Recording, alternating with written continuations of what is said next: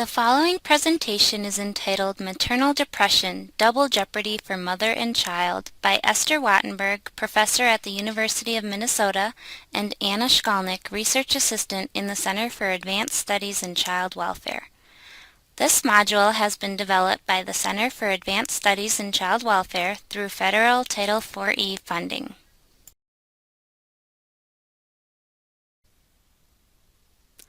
This module will cover many topics related to maternal depression, including the definition of maternal depression, its prevalence nationally, statewide, and in the child welfare field, ways of assessing for maternal depression, what is meant by double jeopardy, how maternal depression affects the attachment relationship with the child, and other ways that it can have an impact on the child, some ideas for intervention, and a list of resources that you can access if you would like more information on the topic. We hope that you will walk away with a greater understanding of some of the key characteristics of maternal depression and its prevalence in society and the child welfare system, gain a general knowledge of assessment tools used to diagnose maternal depression, understand the importance of cultural competence when working with depressed mothers, understand how maternal depression affects the child, learn about some interventions for depressed mothers and their children, and learn about some local resources for depressed mothers and their children. But first, let's listen to Professor Ester Wattenberg's short introduction to this very pertinent topic. Ester is a professor at the University of Minnesota and an expert in the field of child welfare. This is a brief note as an introduction into maternal depression and the pervasive way it threads through the child welfare system. Let me begin first with a brief introduction. The size and depth of maternal depression and child welfare caseloads continue to emerge in various studies and in the federal and state Children and Family Services reviews. A recent Urban Institute study revealed that more than half of babies in poverty are being reared by mothers who show symptoms of mild to severe depression. The enormity of this observation in creating problems in parenting and child development is underlined in brain development research. The link between maternal depression and the problematic future of their children is known in child welfare as double jeopardy. I really want to emphasize that phrase, double jeopardy. Its consequences are severe for both the child and the mother.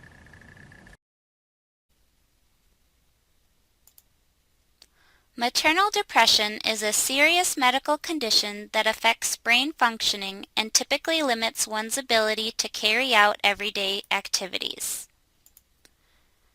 Experiences of depression may differ in timing, severity, and duration.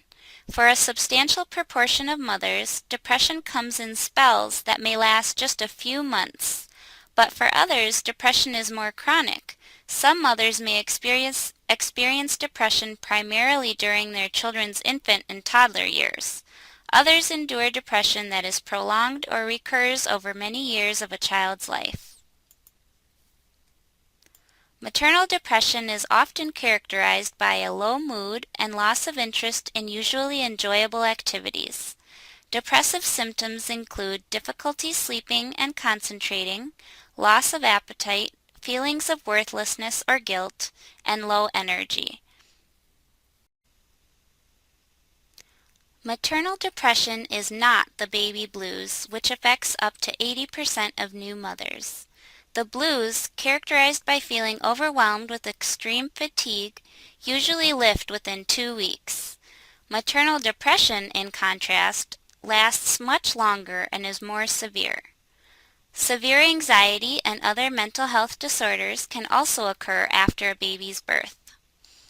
Postpartum depression refers to maternal depression that occurs during the postpartum period, often defined as the first year after the baby's birth.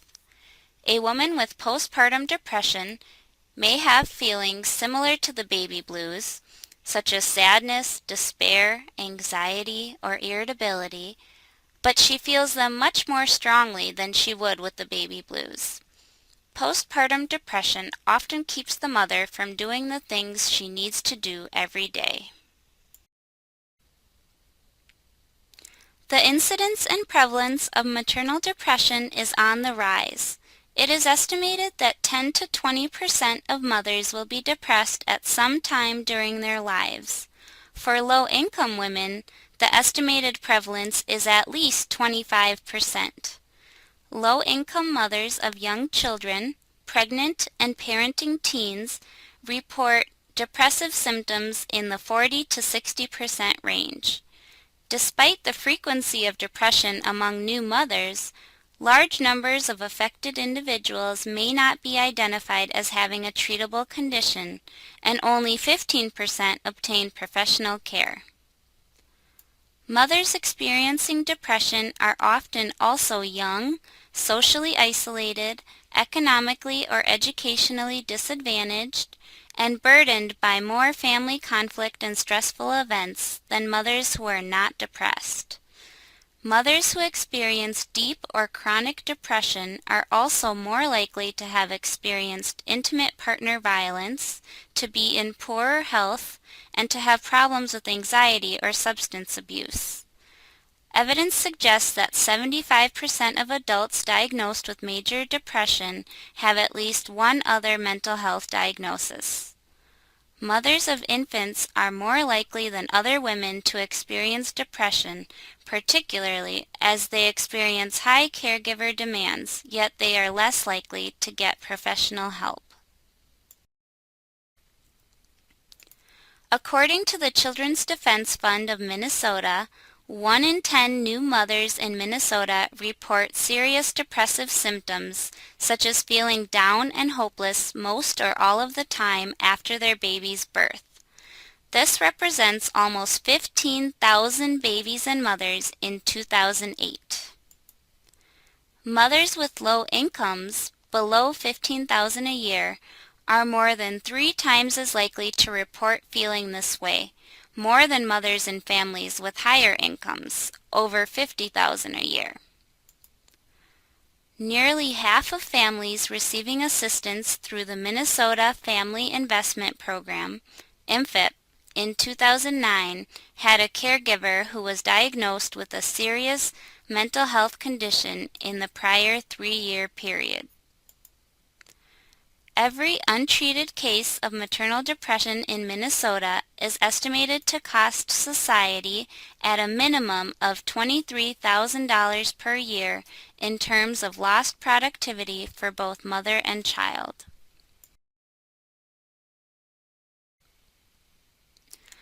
This topic is important for child welfare workers because maternal depression is so prevalent in caseloads in the child welfare system, yet the resources required for a directed response have had limited attention. Motherhood renders women vulnerable to mental health problems, which may become particularly visible when the state intervenes to protect children. A study by Shepard in 1997 found that child abuse was significantly more likely to be present in families with depressed mothers than families where mothers were not depressed. Social disadvantage was markedly related to both the presence of depression and abuse. How we determine the extent and urgency of a child's safety and well-being varies across the state. There are various checklists, inventories, and decision-making tools to help us understand if a mother is experiencing depression and needs help. Some examples of these decision-making tools include the Beck Depression Inventory, the Edinburg Postnatal Depression Scale, and the Patient Health Questionnaire, or PHQ-9.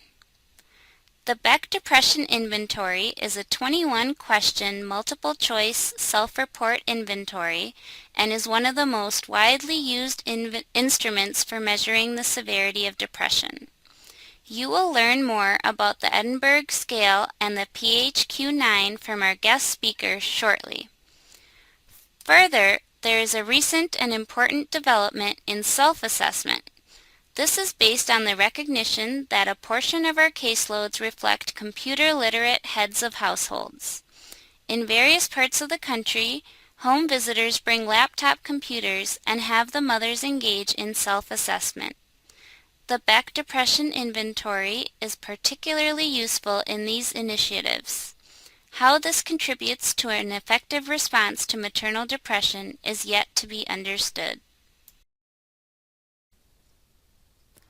Because these are all officially licensed assessment tools, we are not able to provide specific example items in this module. However, if you click on the links on this page, you will be taken to their websites where each of these tools can be purchased or reproduced with permission from the publisher. You can see sample items on these websites as well.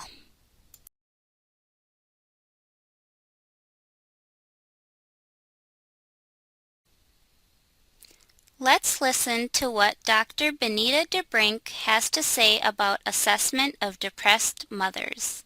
Dr. DeBrink is a psychiatrist at the Hennepin Women's Mental Health Program who specializes in postpartum depression. There are two particular screening tools that are relatively frequently used now. They are the PHQ-9, that's used primarily in a primary care setting. That's really what it was designed for, to be very familiar to primary care providers. And that's the primary advantage of that tool, is that many people in the primary care setting, including OBGYN or internal medicine or family medicine, would be comfortable with that tool. And also the another good screening tool is the Edinburg Postnatal Depression Scale that actually has been also shown to have validity in screening even before people give birth. And the advantage to that tool is that it has been validated in most languages that you can think of internationally. It was the original screening tool for postnatal depression, and so there's a lot of literature validating it, looking at different cutoffs and where we should set those. So it's the gold standard really in terms of screening for postnatal depression. Certainly in more recent years has been also validated in training or in screening before people give birth. It is important to take a culturally competent approach to working with depressed mothers. In the following video clip, Dr. Garrity, a clinical social worker, tells us about some ways that this can be accomplished. Dr. Garrity is the principal consultant for Washburn Center for Children's Day Treatment Program in Minneapolis. Cultural competence is about context, and depression as a physiological illness is always going to be expressed in the context that the person lives. So the first thing that the worker has to do is be aware of what that person's usual experience is. It really helps to integrate the whole family into initial interviews. You want to watch how the rest of the family interacts. You want to get a feel for what the range of expression is. You want to understand what is the usual ways of expression, and again, you want to go back to the person's self-experience. So questions like, is this how you usually talk about things? Do you notice, is this different than you used to talk about things? You're trying to help yourself and the client understand how the depression has changed experience. The second thing you have to remember is that lots of people depress affect not because they're just depressed, but because affective expression has been dangerous. So you have to sort out what's coming out of the person's depression, illness, and what's coming out of the person's wariness or guardedness. You don't want to make judgment about guardedness when that's not the source of, it's not part of depression. Depression is always about, this is a clinical shorthand, but depression is always about, I can't make it work, it won't work. I don't work, it won't work. And for lots of families, that feeling of I can't make it work is their reality. They've had a lot of oppression, they've had a lot of economic and social difficulties. And so, again, it's very important for the worker to be sensitive to the context in which the depression is being experienced and sort out with the client what are the obstacles to feeling like she can make things work. When it comes from a biological restriction of energy and hope, then it can be described in ways that allow the client to feel your empathy. When it comes from extraneous factors that have caused the client to feel defeated, then you have to use different strategies to help engage her. And sometimes it's both, which is why the worker has to be really sensitive to the context exists both outside of the person, but the context also becomes part of the person.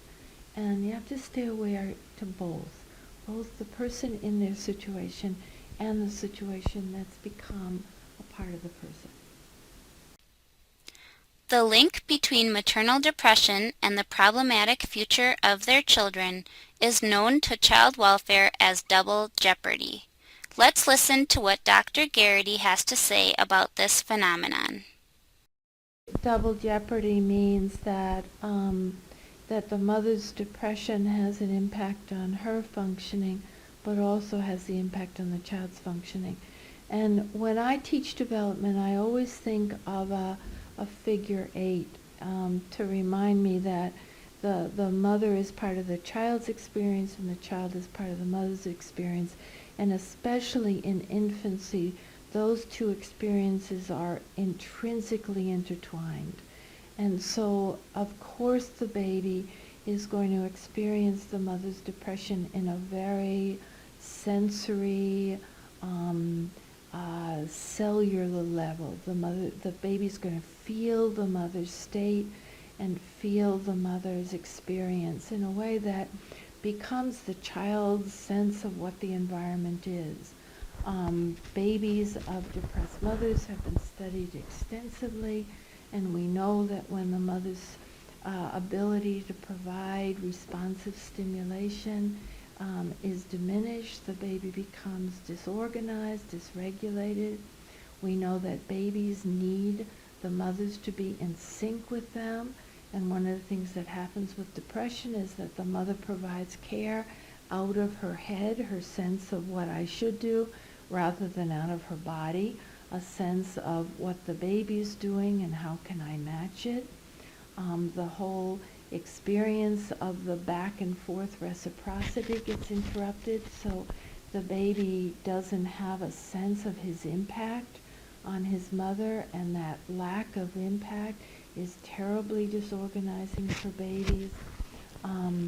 So yes, there's a double jeopardy in that direction. In the other direction, we also have to see that as the baby becomes discouraged in his interactions, he stops interacting, which can become very hurtful for the mother who needs that enlivening influence. So again, the worker has to go in and think about the relationship.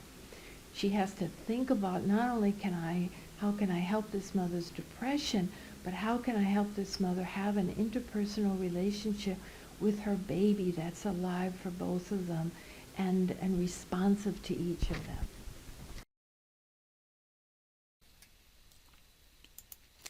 Maternal depression can also interfere with the early bonding and attachment process between a mother and her baby. The effect of maternal depression on attachment has been well documented. Infants of depressed mothers often mirror the depressed affectations of their mothers.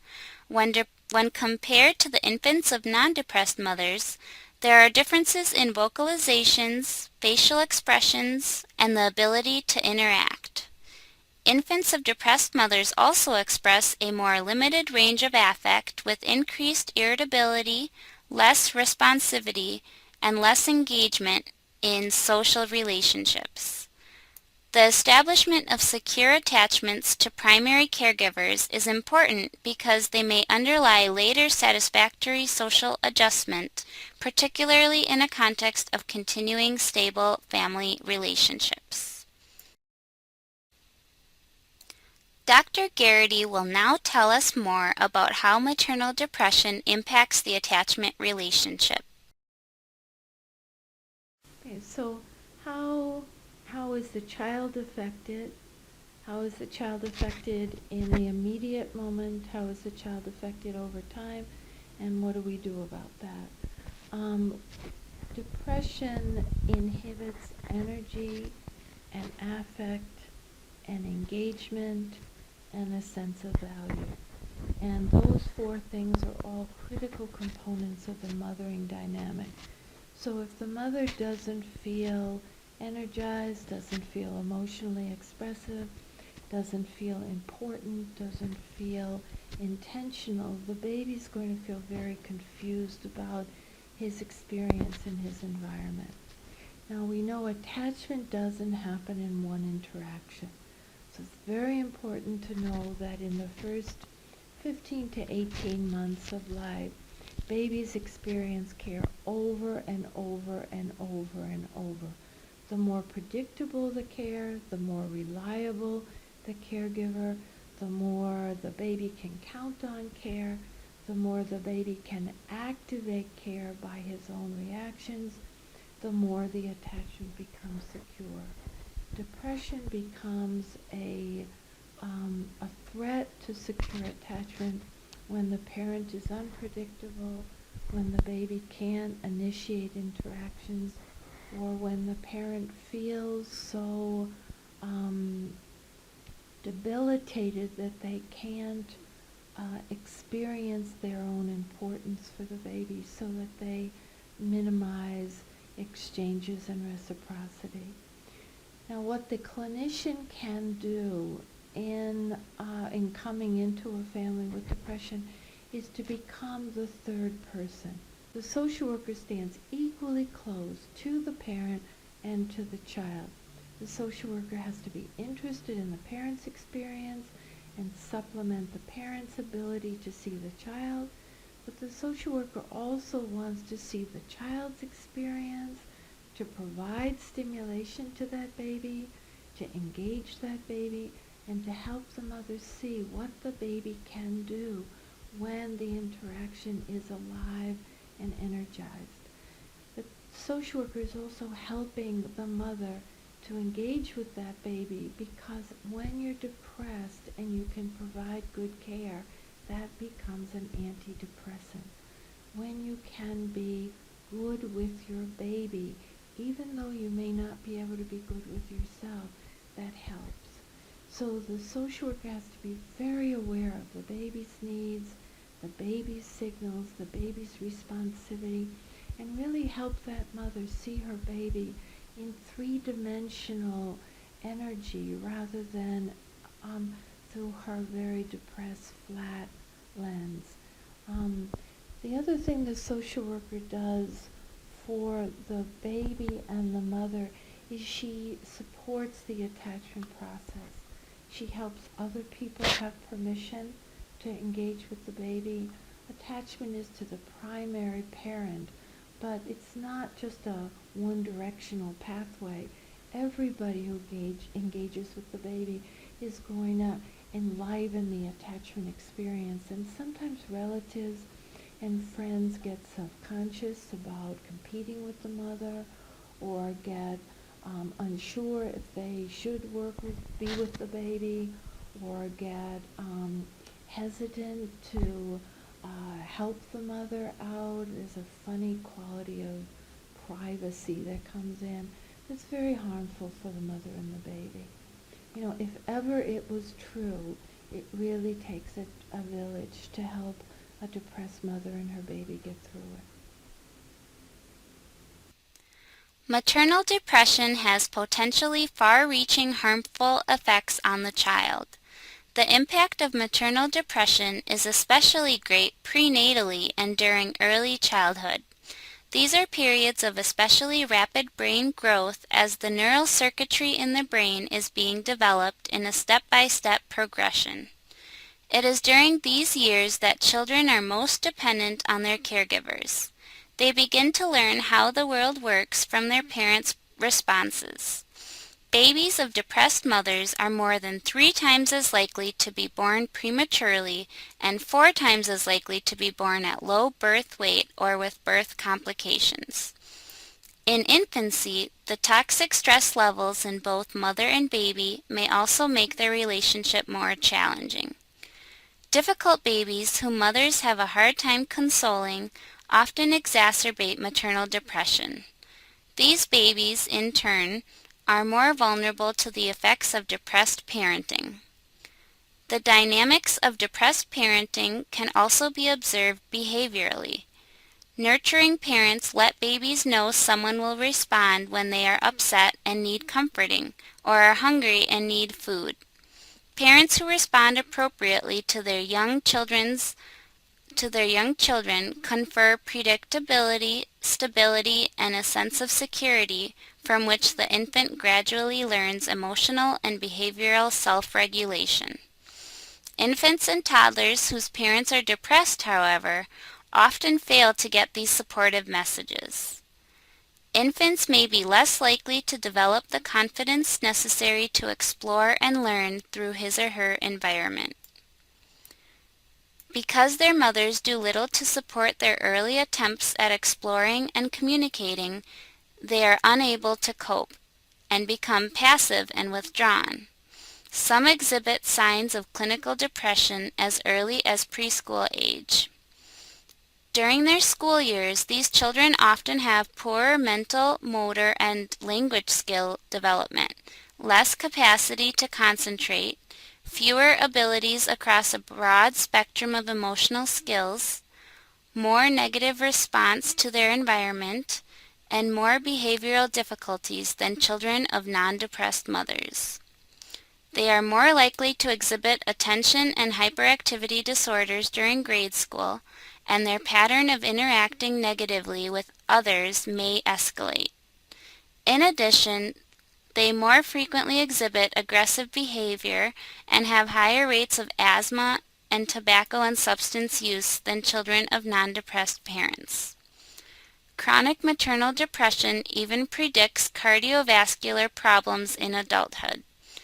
These findings highlight the importance of targeting the child of a depressed mother at a young age to prevent or reduce the harmful effects that the mother's depression can have on the child.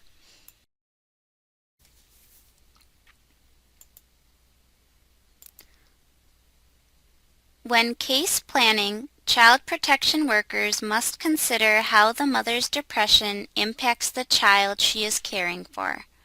Now that we know how maternal depression impacts the parent-child relationship, it is more important than ever for child welfare workers to focus their efforts on improving the parent-child relationship.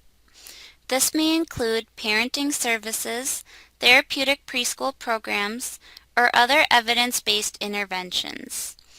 Considerable evidence has also accumulated over many years that as parenting improves, symptoms of maternal depression may lift. Research has shown that mothers who improve their parenting skills over a period of a year also show significant reductions in depression during that same interval. And the lifting of depression contributes significantly to the improved parenting and child conduct over the next 18 months. Most interventions for depression address only the adult. They do not address the adult as a parent and they do not actively include strategies to prevent or repair damage to the early parent-child relationship, which, as we know from early brain science, is critical to healthy early development. In the next video clip, Dr. DeBrink tells us about how she pays attention to the child of a depressed mother in her clinic. It is important for child welfare workers to use these same strategies when working with depressed mothers and their children. I do encourage moms to bring their kids into visits with them if they want to, particularly when the children are very, very young. I think when the children get older, it can be a little more difficult in terms of the mother's privacy and really letting her have a chance to talk freely about whatever she needs to talk about. But I do definitely, when the children are newborns, infants, very much encourage her to bring the children into the visit. And then I like to informally observe how she is cueing to the children's needs, if they're crying or are they appropriately dressed, just the informal observations. And I usually will document that. And then seeing whether or not she's engaged with her child or children, and maybe taking opportunities to ask her about how she feels like the kids are doing, things that she's enjoying about her children, difficulties she may be having, just to open that door for her to just discuss concerns, and for me also to gauge, are these kind of concerns that seem pretty doable, or does it seem like they may suggest some pathology on her part in terms of misperceiving what the children are doing, feeling quite overwhelmed, maybe quite depressed or anxious. And also during the dialogue with her, I would, if she wanted or if I thought it was important, give her a referral to some services for the children or child. Intensive, well-designed interventions for depressed mothers and their children can improve both parenting behaviors in the mother and developmental outcomes in the children. Given the potential negative consequences of depression for both mothers and their children, a variety of interventions have been designed to prevent and treat it, as well as to buffer children from its harmful effects. By intervening early, before these effects can accrue, we increase the likelihood that children of depressed mothers will grow into healthy, capable, fully contributing members of society. Intensive intervention efforts that focus specifically on mother-child interactions have shown promising results in several recent studies. The following evidence-based interventions and models are currently being used around the state as well as nationally. The Incredible Years is a set of evidence-based programs designed to teach positive interaction skills, social problem-solving strategies, anger management, and appropriate school behaviors to young children. The program also strengthens parent-child relationships and helps parents develop positive behavior guidance strategies.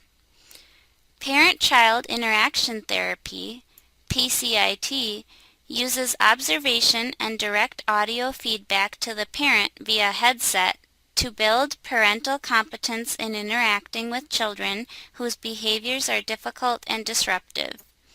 It teaches parents to give their children positive attention and how to manage their problem behavior.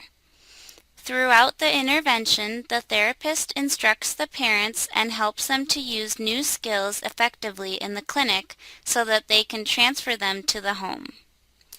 Research has shown that this intervention could significantly improve parenting competence and lower the rates of repeated reports and reinvestigations for child abuse and neglect. Research shows that developmentally oriented home visiting services can have a significant impact on the early development of infants at severe social risk. A home visiting program with concerted outreach and a strong social component can have appreciable benefits for infants in social jeopardy, particularly for infants of depressed mothers.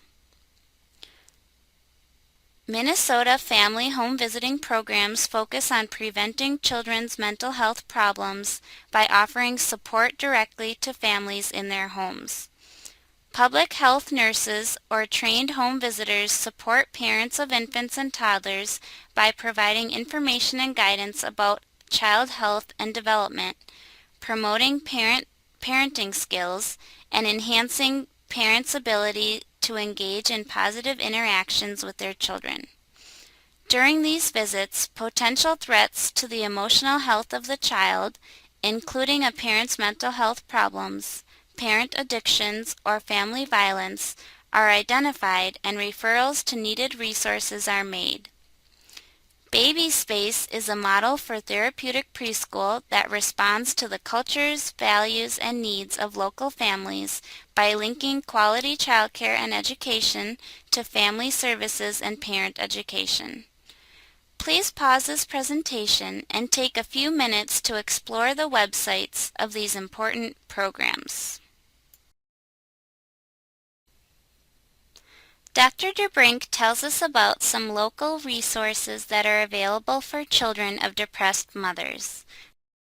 There are definitely resources, both in terms of professionals who specialize in treating infants, treating young children who are impacted by the difficulties that they may be facing at home.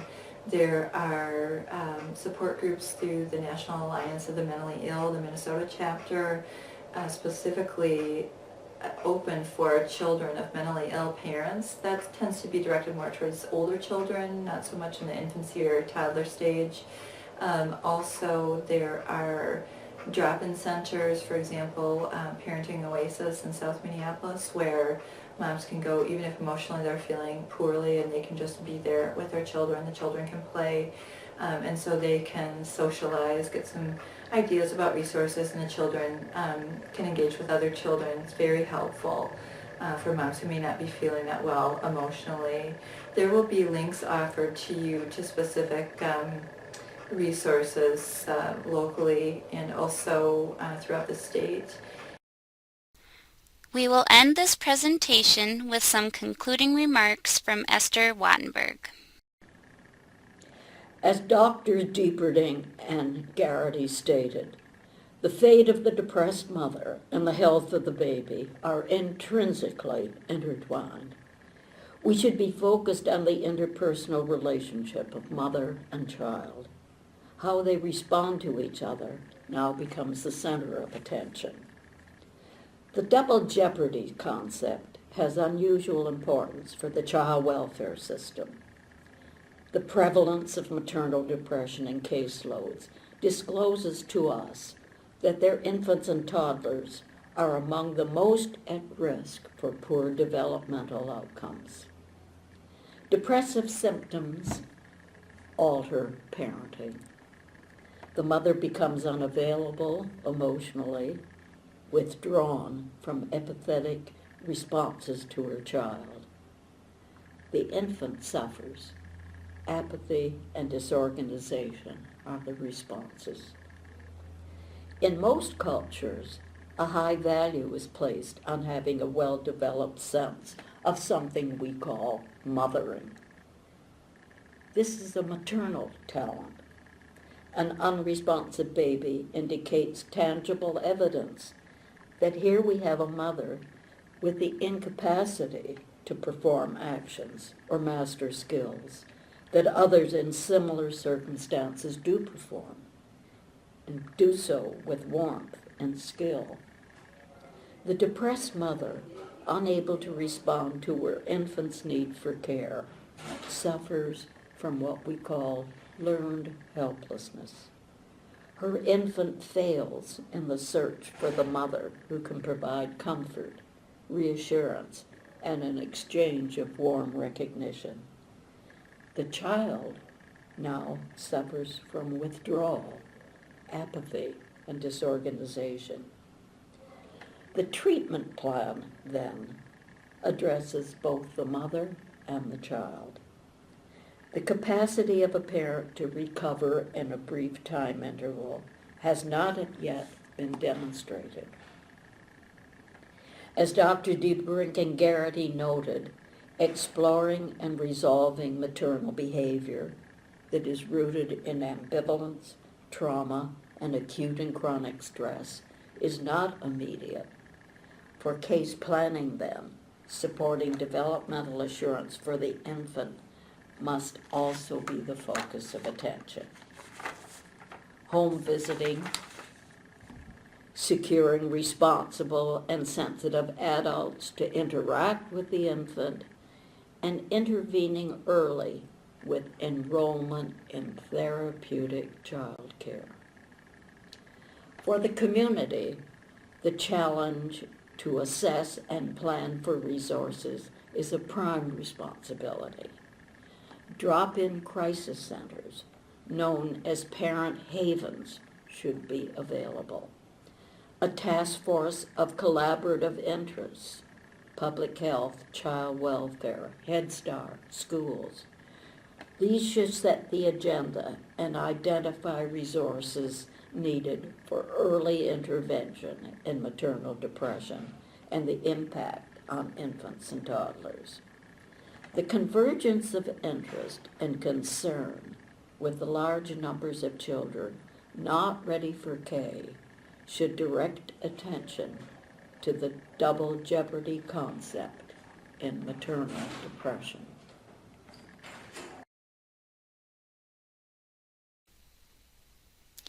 Please consider this list of resources for your future work with depressed mothers.